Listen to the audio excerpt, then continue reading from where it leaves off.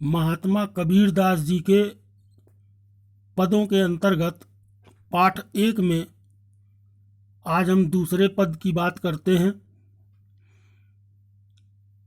इस पद में कबीर ने लिखा है, संतों देखत जग बौराना। बौराना माने पागल हो गया है। संतों का संबोधन उन्होंने समाज के लोगों को या अपने शिष्यों को किया है।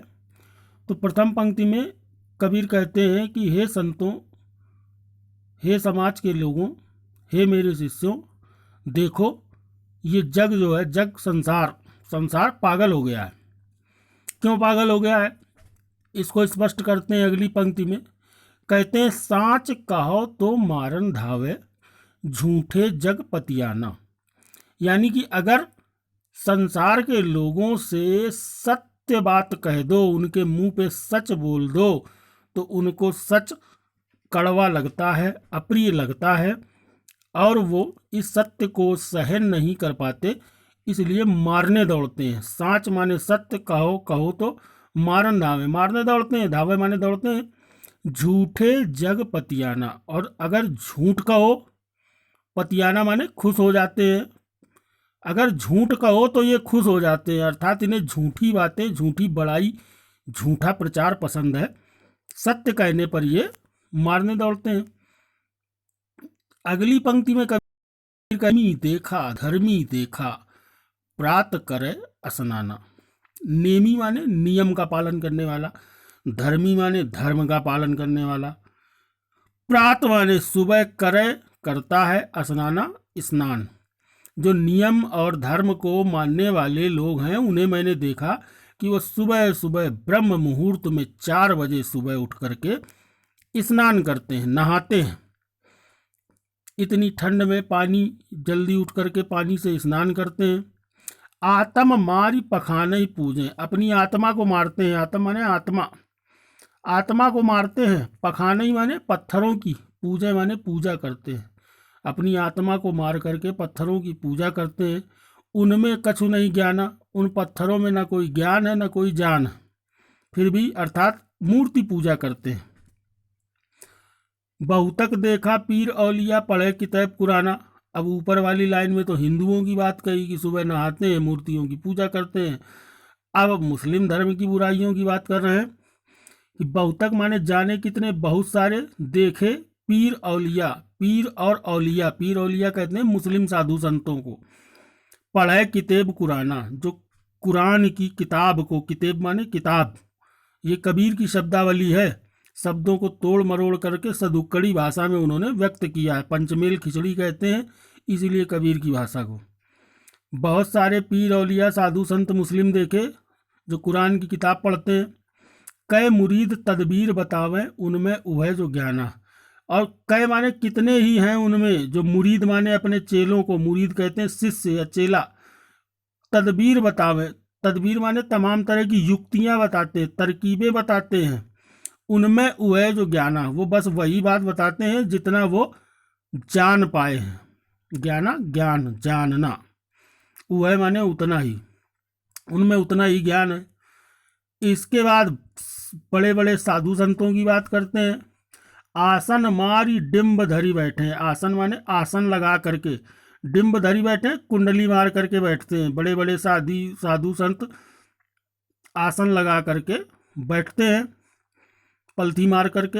मन में बहुत गुमाना, उनके मन में बड़ा गुमान माने घमंड रहता है कि वो बड़े ज्ञानी हैं, ईश्वर के बहुत करीब हैं। फिर क्या करते हैं, पीपर पाथर पूजन लागे, तीर्थ गर्भ भुलाना। ऐसे लोग पीपल, पीपर माने पीपल, पाथर माने पत्थर, पीपल और पत्थर की पूजा करते हैं। तीर्थ गर्भ भुलाना, और इस गर्भ में, घमंड में भूले रहते हैं कि उन्होंने ढेर सारे तीर्थों की यात्रा कर ली है। अगली पंक्ति में कबीर कहते हैं, टोपी पहरे माला पहरे, छाप तिलक अनुमाना। ऐसे साधु संत लोग टोपी पहनते हैं, माला पहनते हैं, पहरे माने पहनते हैं, छाप तिलक अनुमाना, छाप राम नाम की छाप वाली धोती पहनते हैं, और तिलक लगाते हैं अपने मस्तक पर। ये साधु संतों की पहचान है। अगली पंक्ति में कबीर कहते हैं अपने पद में, साखी शब्द ही गावत भूले, आत्म खबर न जाना। साखी और सबद ये कबीर की रचनाएं हैं। तो कबीर अपनी रचनाओं का प्रचार करते हैं, तारीफ करते हैं, कहते हैं ये लोग साखी और सबद को गाना भूल गए हैं। साखियाँ आपने क्लास 10th में 10वीं कक्षा में पिछली कक्षा में पढ़ी हुई है, पहला ही पाठ था कबीर का, कबीर की साखी। और सबद जो आप पढ़ रहे हैं इस समय, पद कबीर के, वो सबद कहलाते हैं। कबीर कहते हैं ये साखी और सबद को गाना भूल गए हैं, आत्म खबर न जाना, और इन्हें अपनी आत्मा की यानी अपने आप की कोई खबर, माने खबर न जाना नहीं है, कोई ज्ञान नहीं है, या अपनी खबर तक नहीं जानते हैं, अपने बारे में इन्हें कोई पहचान नहीं है। हिंदू कहे मोहि राम प्यारा, तुर्क कहे रहीमाना। हिंदू कहता है मुझे राम से प्यार है, तुर्क माने मुसलमान, मुसलमान कहता है मुझे रहीम से प्यार है, रहीमाना माने रहीम। आपस में दो लड़ मुर्वे, मरम न काहू जाना। आपस में दोनों लोग हिंदू और मुसलमान लड़ करके मर जाते हैं, लरी लरी मुँहे, लड़ कर मर जाते हैं, मरम न काहू जाना। और किसी ने मर माने रहस्य की बात नहीं जानी। रहस्य की बात क्या है? जो पहले पद में कबीर ने बताया है कि ईश्वर अल्लाह एक ही शक्ति का नाम है, ईश्वर एक है। तो ये तत्व किसी ने नहीं जाना कि चाहे वो राम हो चाहे वो रहीम हो, दोनों हैं एक ही परमात्मा का प्रतीक। ये मर्म रहस्य की बात किसी ने नहीं जानी।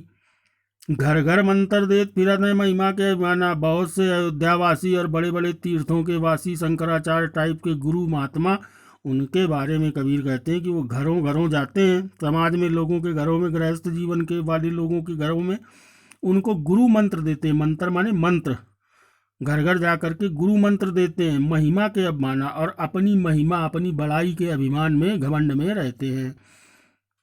ऐसे गुरुओं की हालत क्या होती है और चेलों की हालत क्या होती है जो उनसे गुरु मंत्र लेते हैं, उसके बारे में कबीर अगली लाइन में कहते हैं, गुरु के सहित सिख सब बूढ़े।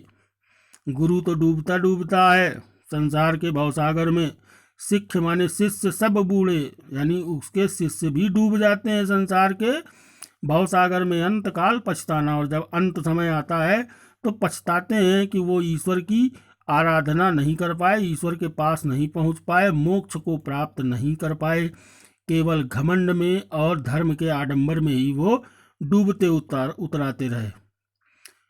कहे कबीर सुनो हो संतों, ई सब भ्रम भुलाना। भ्रम माने भ्रम। कबीर कहते हैं हे संत लोगों, हे मेरे शिष्यों, हे प्रभु प्रेमी जीवों, ये बात कबीर की सुनो कि ये सब लोग जिनकी ऊपर चर्चा की है ये सब भ्रम में भूले हुए हैं। केतिक कहो कहा नहीं माने, सहज सहज समाना। इनसे कितना भी कहो लेकिन ये कहा नहीं माने, कहना नहीं मानते हैं कि सहज सहज समाना। सहज कबीर ने एक भाव दिया था ईश्वर की आराधना का कि सहज भाव से भगवान की आराधना करनी चाहिए। सहज क्या है? कोई आडंबर मत करो, नहाने धोने की ज़रूरत नहीं, तिलक लगाने की ज़रूरत नहीं, भूखे रहने की ज़रूरत नहीं, जंगल जाने की ज़रूरत नहीं, मंदिर मस्जिद घूमने की ज़रूरत नहीं, केवल ईश्वर से प्रेम करना सीख लो। उसके लिए किसी नियम धर्म की ज़रूरत नहीं है। जब मन में आए आत्मा को शुद्ध करके और ईश्वर का गुणगान करो, उसके ध्यान करो, यही सहज रूप है ईश्वर को प्राप्त करने का। और सहज का मतलब होता है सरल। तो ये जो सहज भाव है ईश्वर को प्राप्त करने का, यही सबसे सरल है। अगर इस बात को सब समझ जाएं तो सारे आडंबर समाप्त हो जाएं। ये कबीर के इस दूसरे पद का भाव है।